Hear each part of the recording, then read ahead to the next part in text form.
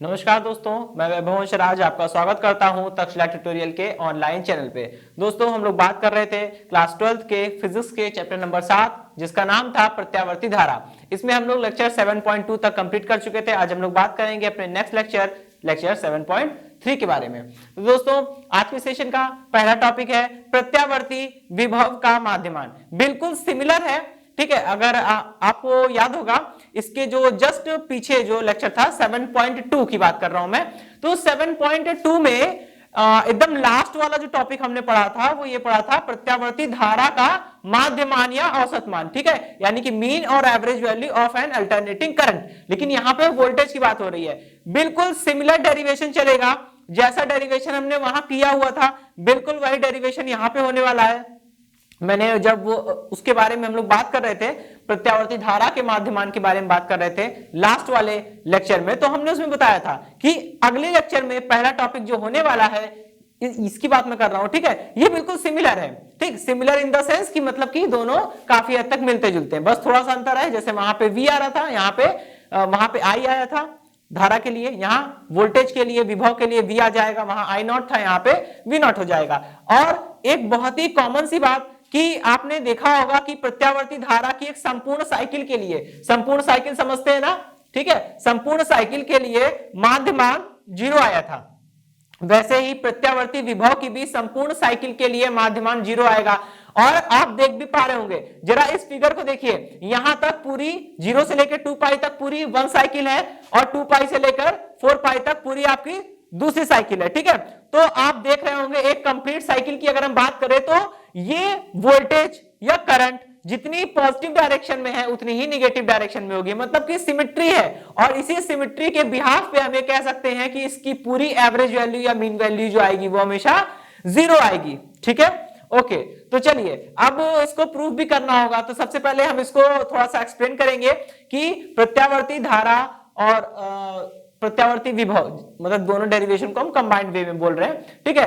तो प्रत्यावर्ती विभव का माध्यमान निकाल रहे हैं वो इसलिए क्योंकि प्रत्यावर्ती विभव समय के साथ निरंतर परिवर्तित होता रहता है, ठीक है। इसलिए हमें इसके माध्यमान की बात करनी होगी, ठीक है। और प्रत्यावर्ती विभव की एक संपूर्ण साइकिल के लिए माध्यमान का मान कितना होता है? 0 होता है, ठीक। अब इसे हमें प्रूफ करना है, तो कैसे प्रूफ करेंगे? सबसे पहले धनात्मक अर्ध साइकिल के लिए काम करेंगे, फिर ऋणात्मक अर्ध साइकिल के लिए काम करेंगे, फिर दोनों को ऐड कर देंगे, ठीक है। धनात्मक अर्ध साइकिल और ऋणात्मक अर्ध साइकिल, जैसे हमने प्रत्यावर्ती धारा के लिए बोला था, ठीक है, कि जो पॉजिटिव वाई डायरेक्शन में चले वो पॉजिटिव हाफ साइकिल और जो निगेटिव वाई डायरेक्शन में चले वो निगेटिव हाफ साइकिल, ठीक है। बिल्कुल वही कॉन्सेप्ट यहां भी अप्लाई हो रहा है, ठीक। देखिए, प्रत्यावर्ती विभव की धनात्मक अर्ध साइकिल के लिए माध्यमान कि कैसे निकालेंगे इसको हम लोग निकालने के लिए क्या करेंगे? सबसे पहले तो यहां जान लीजिए जो माध्यमान होता है उसको हम लोग m से लिखते हैं, ठीक है, m फॉर मीन वैल्यू, ठीक है। तो Vm कहां से कहां तक? पॉजिटिव हाफ साइकिल की बात हो रही है, तो पॉजिटिव हाफ साइकिल देखिए कहां से कहां तक मिलती है? 0 से पाई, ठीक है। तो ये हो गया 0 to पाई, ठीक। अच्छा, अब इसकी वैल्यू कैसे निकालेंगे? इसकी वैल्यू निकालने का मतलब है भाई हमको करना क्या है? विभव का माध्यमान निकालना है। और मैंने बोला था कि इस चैप्टर में किसी भी राशि यानी किसी भी क्वांटिटी के ऊपर अगर हम बार लगा देंगे तो उसका मतलब आप समझिएगा कि उसका माध्यमान निकालना है हमें, ठीक है। चलिए, तो माध्यमान निकालने के लिए सेम प्रोसीजर फॉलो करेंगे, ठीक है। ये क्वेश्चन नंबर 1 हो गई। इसके बाद परंतु हम जानते हैं दोस्तों कि V बराबर कितना होता है? V बराबर V0 साइन ओमेगा टी होता है, ठीक। अब समीकरण 1 में क्या करेंगे? V बराबर V0 sine omega T put कर देंगे, ठीक है।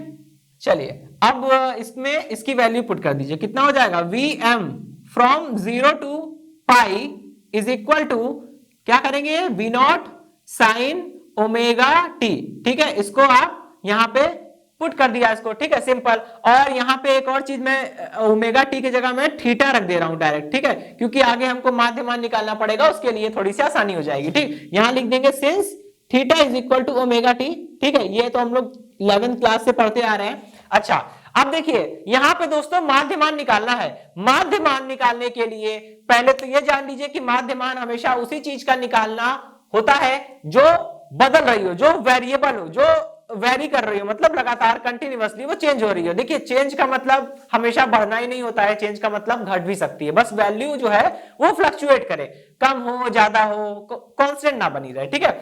लेकिन दोस्तों यहाँ पे वी नॉट क्या होता है, वी नॉट तो विभव का, ठीक है, अधिकतम मान, महत्तम मान, शिखर मान या विभव का आयाम होता है। देखिए जितनी भी साइकिल देख लीजिए, सभी साइकिल की हाइट जो है वो बराबर है, ठीक है, चाहे वो पॉजिटिव हाफ साइकिल हो चाहे वो निगेटिव हाफ साइकिल हो। इसका मतलब ये हुआ कि वी नॉट का मान तो फिक्स हो गया और जो फिक्स है वो बाहर आ जाएगा, उसका एवरेज हम लोग नहीं निकालेंगे, ठीक है, तो वो बाहर आ गया। क्या बनेगा, V M from limit 0 to pi, ठीक है, वी नॉट बाहर हो जाएगा और कितना बनेगा अंदर, साइन थीटा का बार, ठीक है। चलिए भाई ये तो हो गया इक्वेशन नंबर 2, ठीक। अब हम लोग क्या करेंगे, अब हम लोग इक्वेशन नंबर 2 में यहाँ पे जो टर्म आ रहा है साइन थीटा, ठीक है, इसकी वैल्यू निकालेंगे, ठीक। चलिए दोस्तों अब हम लोग इसकी वैल्यू निकालते हैं और करना क्या होगा, कितना हो जाएगा, ये हो गया 10 साइन थीटा बार, ठीक है। अब देखिए साइन थीटा बार हमें निकालना है, इतना तो हमें समझ में आ गया, ठीक है, साइन थीटा बार निकालना है तो समझ में आ गया। कैसे निकालेंगे, ये निकालेंगे हम लोग, यहां पे रखेंगे साइन थीटा डी थीटा, ठीक, और इसका इंटीग्रेशन होगा, ठीक है, from the limit 0 to pi and from the limit 0 to pi, ठीक है।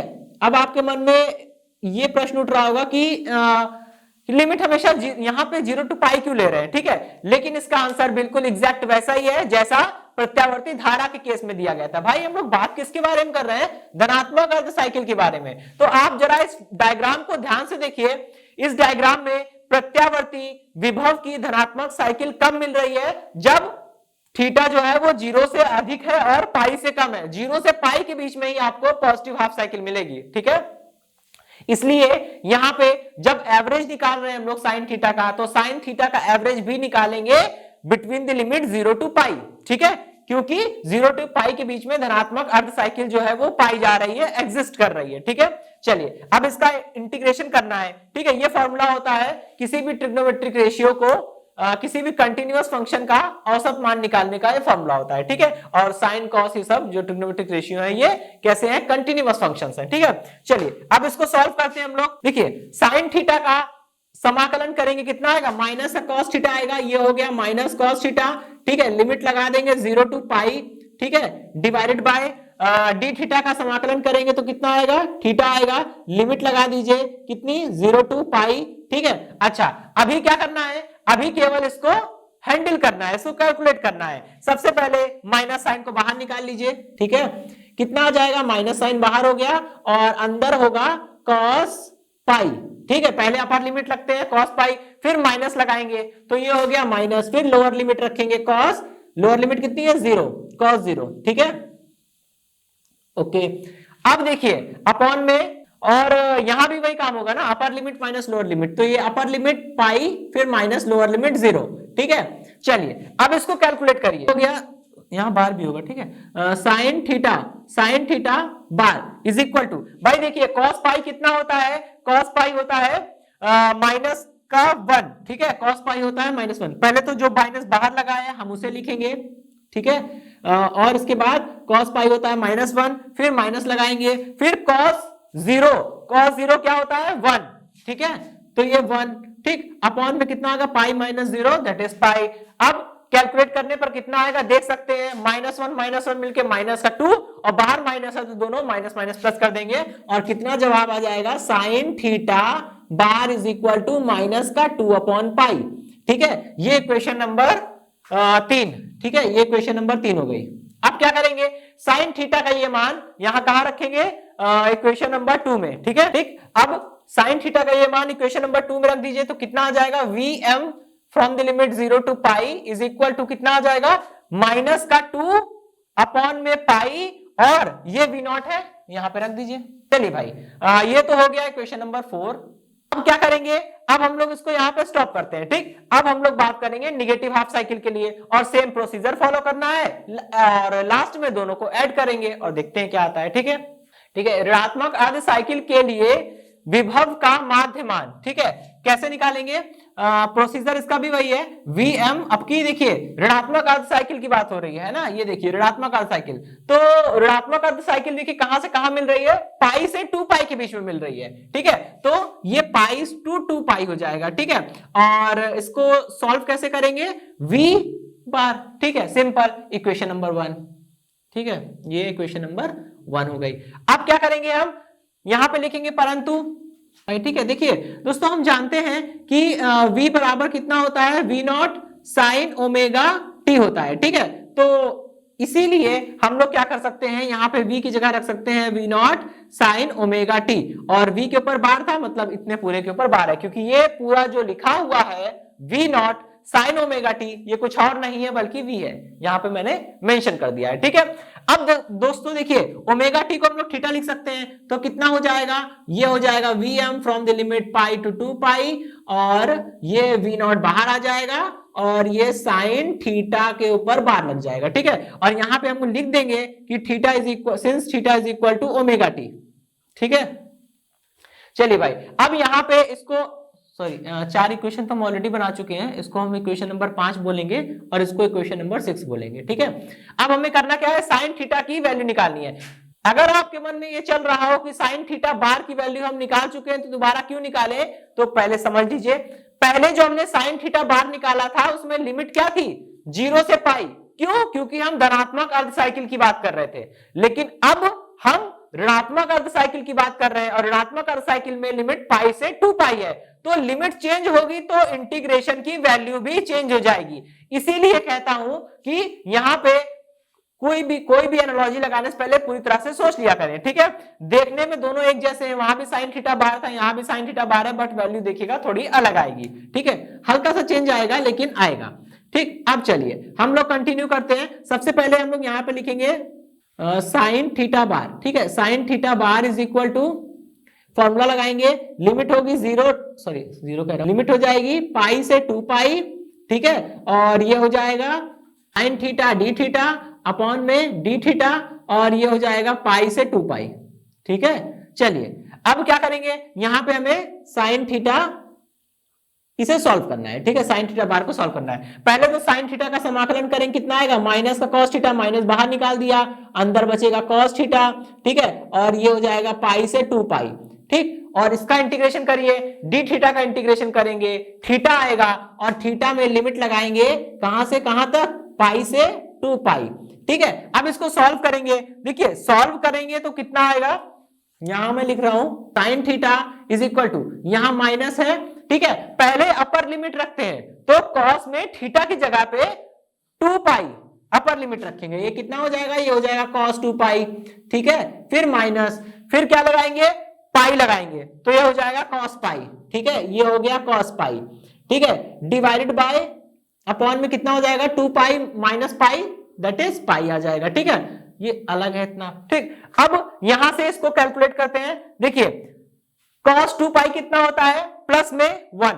ठीक, यहां आ जाता हूं मैं, यहां पे इन थीटा बार कितना हो जाएगा, ये हो जाएगा माइनस, और ब्रैकेट में ये होता है प्लस का 1।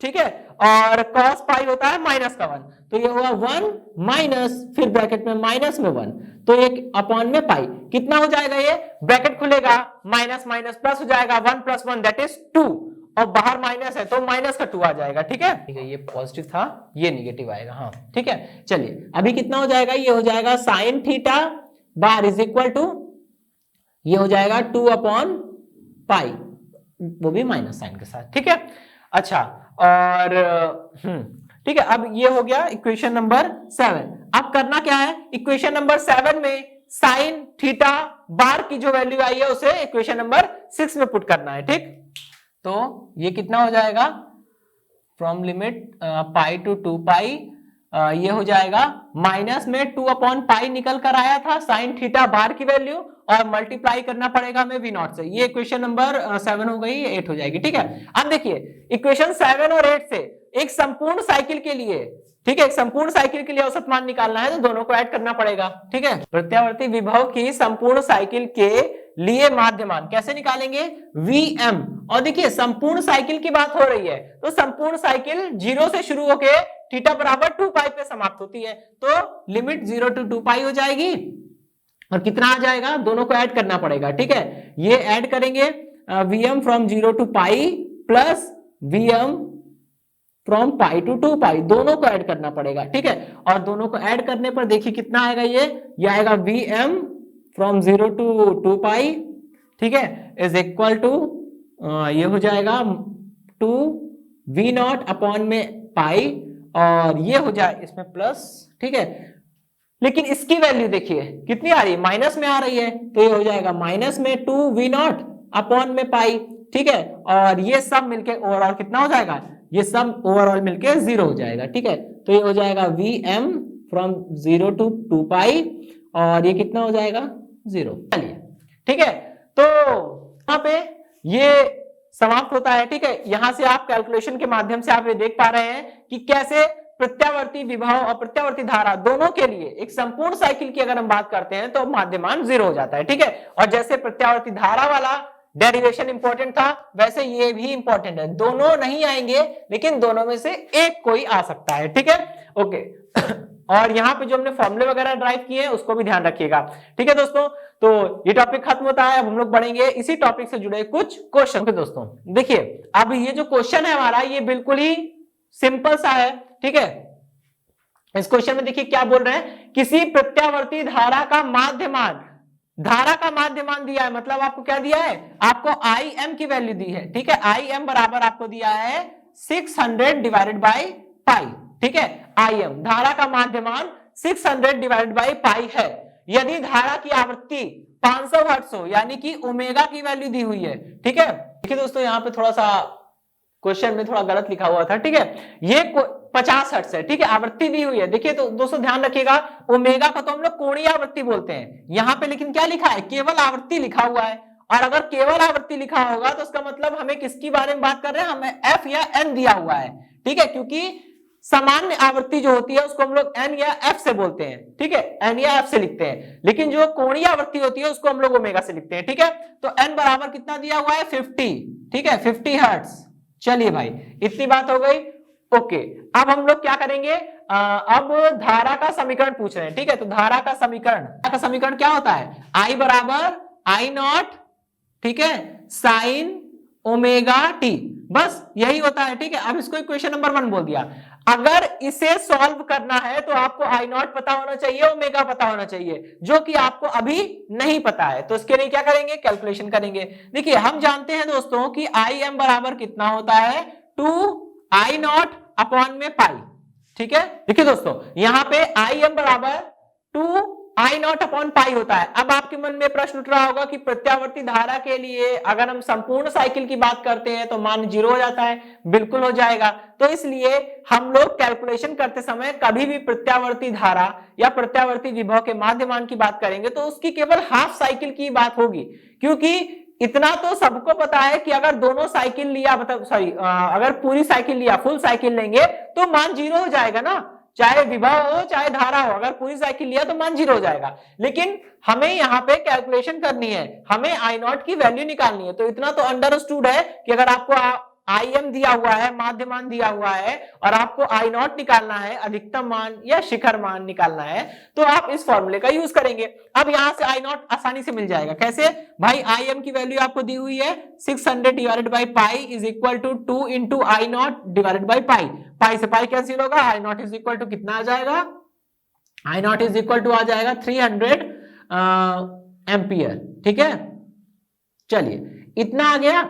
अच्छा, अभी I0 मिल गया, ओमेगा निकालना है। तो ओमेगा कैसे मिलेगा, ओमेगा निकालने के लिए एक और फॉर्मूला होता है, omega is equal to 2 pi n, ठीक है। यहां सॉल्व करिए, 2 इंटू पाई, पाई कितना है 3.14 होता है, और एन कितना है 50 है, मल्टीप्लाई करिए, ओमेगा इज इक्वल टू 50 दूनी 100, और 100 का से मल्टीप्लाई करेंगे 314 आ जाएगा, ठीक है, 314। और इसका मात्रक भी दोस्तों हर्ट्ज होता है, ठीक है। तो ओमेगा मिल गया आपको। अब I0 और ओमेगा दोनों को पुट करेंगे समीकरण नंबर 1 में, ठीक है। I0 तथा ओमेगा का मान समीकरण 1 में रखने पर रखिए जरा, कितना हो जाएगा, ये हो जाएगा I is equal to I0, ये रहा 300, ठीक है, साइन ओमेगा की वैल्यू आई 314 और टी को अपनी जगह पे रखेंगे, क्योंकि टी तो दोस्तों वेरिएबल है, अलग अलग टाइम पे टी की अलग अलग वैल्यू होगी। मैंने आपको बताया था स्मॉल टी का मतलब वेरिएबल टाइम, यानी कि वो टाइम जो हर समय चेंज हो रहा है, ठीक है, किसी भी मूवमेंट पे टी की वैल्यू अलग अलग आएगी, ठीक है। और कैपिटल टी लिख दिया तो समझ लीजिए हम आवर्तकाल के बारे में बात कर रहे हैं, और आवर्तकाल परिवर्तित नहीं होता है, ठीक है। चलिए, तो ये क्वेश्चन हो गया। अब हम लोग बढ़ेंगे अपने अगले क्वेश्चन की ओर। अब देखिए इसमें यहाँ पे ये क्वेश्चन है, ठीक है। इस क्वेश्चन में क्या बोल रहे हैं, यदि किसी प्रत्यावर्ती धारा का समीकरण निम्नलिखित है। यहाँ पे अब की उल्टा हो रहा है, पहले आपको माध्यमान दिया हुआ था, आवर्ती दी हुई थी, आपने समीकरण खुद बनाई थी। एक क्वेश्चन उस टाइप का भी हो सकता है, लेकिन अभी यहाँ क्या हो, इसका जस्ट उल्टा है। यहाँ आपको समीकरण दी गई है और आपको कुछ टर्म्स के बारे में उनकी वैल्यू निकालनी है, ठीक है। कुछ टर्म्स है वो आपको फाइंड आउट करने हैं। तो इस क्वेश्चन में यही दिया हुआ, यदि किसी प्रत्यावर्ती धारा का समीकरण निम्नलिखित है, ठीक है। I बराबर 628 sin 157t, ठीक है। तो धारा का शिखर मान यानी कि I नॉट निकालना है, आवृत्ति निकालनी है, F या N निकालना है, ठीक है। देखिए आवृत्ति बोल रहे हैं इसलिए F या N की बात हो रही है, अगर कोणीय आवृत्ति बोलेगा तो समझ लीजिएगा ओमेगा की बात कर रहा है, ठीक है। चलिए धारा का माध्यमान भी परिकलित कीजिए। चलिए ये भी इजी है, ठीक। दिए गए समीकरण की तुलना I बराबर I not sine omega T से करने पर करिए जरा। देखिए I नॉट की जगह पे क्या लिखा हुआ है 628, यानी कि शिखर मान तो आपको मिल गया 628 एम्पियर, यही है शिखर मान, ये आपको मिल गया, ठीक है। अच्छा अभी और यहाँ पे देखिए ओमेगा की जगह पे क्या लिखा है 157, इसका मतलब आपको ओमेगा बराबर कितना दिया हुआ है, ओमेगा बराबर होता क्या है, पहले तो ये लिख लेंगे, ओमेगा बराबर होता है 2 पाई n, ठीक है। और आपको ओमेगा की वैल्यू पता है, यानी कि आपको 2 पाई n की वैल्यू पता है, कितना है 157, ठीक है। आपको निकालना क्या है दोस्तों, आपको निकालना है n की वैल्यू, तो क्या होगा 157, ये 2 पाई अपॉन में आ जाएगा, ठीक है। अब आपको केवल वैल्यू रखनी है और कैलकुलेशन करनी है, करिए जरा, कितना हो जाएगा 157 2 इंटू 3.14, यहां से पॉइंट हटेगा और यहाँ पे 2 जीरो बढ़ जाएंगे, ठीक है। इसके बाद देखिए होगा क्या, इसके बाद यहाँ पे n इज इक्वल टू कितना आ जाएगा, अभी क्या बचा ये 157 multiplied by 100 divided bye 2 into 314, ठीक है। अब देखिए 157 से 314 को डिवाइड करिए, कितना आएगा 2, और 100 upon 4, 100 upon 4 n is equal to कितना हो जाएगा, ये हो जाएगा 25, और मात्रक क्या हो जाएगा इसका हर्ट्ज, ठीक है। इतना तो समाप्त हो गया। अब हम लोग इसके बाद बात करेंगे माध्यमान निकालने के लिए, ठीक है। माध्यमान कैसे निकलेगा आइए देखते हैं। माध्यमान यहाँ पे हमें आई नॉट आई एम निकालना है, सॉरी आई एम कैसे मिलेगा, I m is equal to ये होता है 2 आई नॉट अपॉन में पाई, ठीक है। चलिए कैलकुलेट करिए इसको, कितना हो जाएगा 2 अपॉन में 3.14 और आई नॉट ये निकाल चुका हूं मैं, इसको यहां पे यूज कर लूंगा 6 to 8, ठीक है। यहां पॉइंट हटेगा, मल्टीप्लाई में 100 बढ़ जाएगा। अब देखिए कितना हुआ, I m is equal to 2 into 600 multiplied by 100 divided by 314 से 2 टाइम्स कट जाएगा, और 2 2 4 इंटू 100 400, तो कितना आ गया, ये आ गया I m is equal to 400, ठीक है। और ये एम्पियर, तो ये तो है इसका जवाब, ठीक है। आपको 3 चीजें निकालनी थी, शिखर मान आई नॉट मिल गया, आवृत्ति मिल गई, और धारा का माध्यमान मिल गया दोस्तों, ठीक है, आई एम मिल गया, ठीक ओके। तो यही सारी चीजें फाइंड आउट करनी होती है। अभी तक हमने इसमें जितने भी छोटे छोटे बेसिक कॉन्सेप्ट्स पढ़े हैं, आवृत्ति क्या होती है, आवर्तकाल क्या होता है, माध्यमान वगैरह वगैरह, शिखर मान, बस इसी अभी इतने टॉपिक से जुड़े जो क्वेश्चन बनते हैं वो इन दोनों टाइप के बनते हैं, समीकरण देके टर्म्स पूछ लेंगे, या उल्टा कुछ टर्म्स देके समीकरण बनाने को कह देंगे। तो ये क्वेश्चन इंपॉर्टेंट है, ठीक है, इस टाइप के क्वेश्चन इंपॉर्टेंट है, यही आ जाएगा, ये मैं नहीं कह रहा हूं, लेकिन इसी टाइप के क्वेश्चन आपको मिल सकते हैं, ठीक है। तो बहुत ही इजी टाइप के होते हैं, इस पे ध्यान दीजिएगा। ओके दोस्तों, तो इसी क्वेश्चन के साथ ये सेशन समाप्त होता है। आज के सेशन से जुड़े नोट्स प्राप्त करने के लिए डिस्क्रिप्शन में दिए गए लिंक पर जाके क्लिक कीजिए। ओके दोस्तों, आज के सेशन में इतना ही, मिलता हूं नेक्स्ट सेशन में, धन्यवाद।